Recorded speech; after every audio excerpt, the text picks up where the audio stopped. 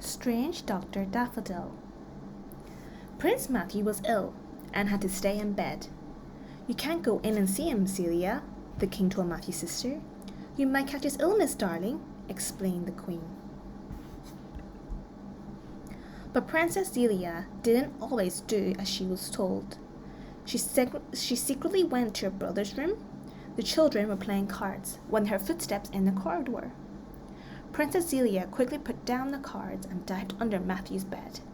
The king popped his head round the door and said, Dr. Daffodil is here. Dr. Daffodil came in wearing sunglasses, a thick scarf and gloves.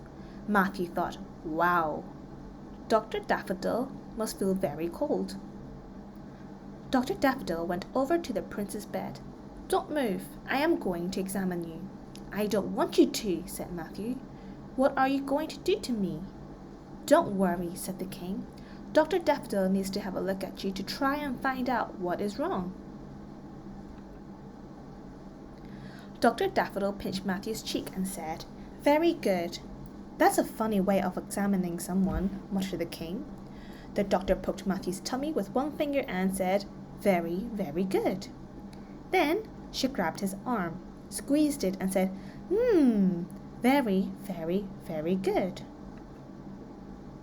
The king was not happy. He said, Excuse me, but I think Matthew is really quite ill.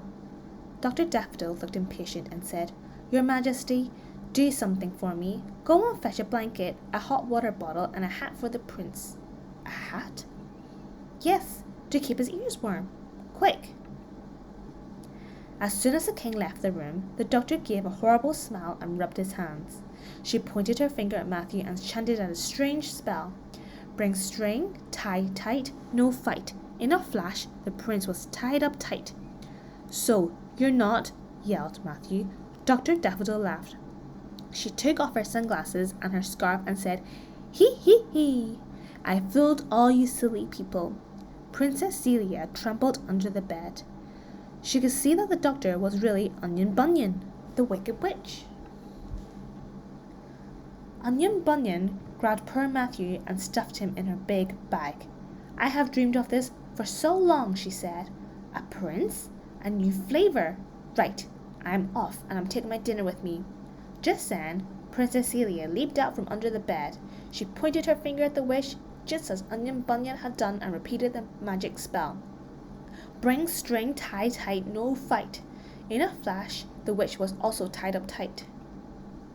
Onion Bunyan roared and struggled so hard that her wig fell off. Sparks shot out of her eyes and her nose twitched angrily. She shrieked another spell in a rage. Wicked secret trickster turned into a viper.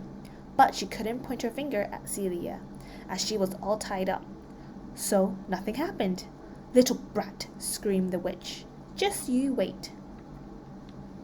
Meanwhile, Prince Matthew was wriggling around inside the witch's bag. Celia ran over to set him free. Then Matthew pointed his finger at Onion Bunyan and repeated the spell, making sure he got it right. Wicked secret trickster turned into a viper. A flash of lightning lit up the room. There was now a snake, squirming around on the ground where the witch had been. Just at the moment, the king came into the bedroom carrying a blanket, a hot water bottle, and a hat. What's going on? He shouted, dropping everything he was carrying. There wasn't a Dr. Daffodil, said Celia. It was Onion Bunyan, the witch, but we turned her into a viper, said Matthew.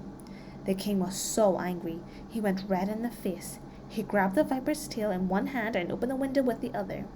He swung the viper round above his head, and then he threw it to the end of the garden, shouting, That's the end of your wicked ways, Onion Bunyan. Just then, the queen came into the bedroom, followed by the real Dr. Daffodil. Her face was all red because she had hurried. She explained, Sorry I'm late, Your Majesty. Can you believe it? Someone locked me in a cupboard, just as I was about to come here.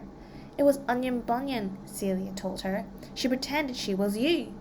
But we sorted her out, said Matthew, and I think our adventure has made me feel a little bit better.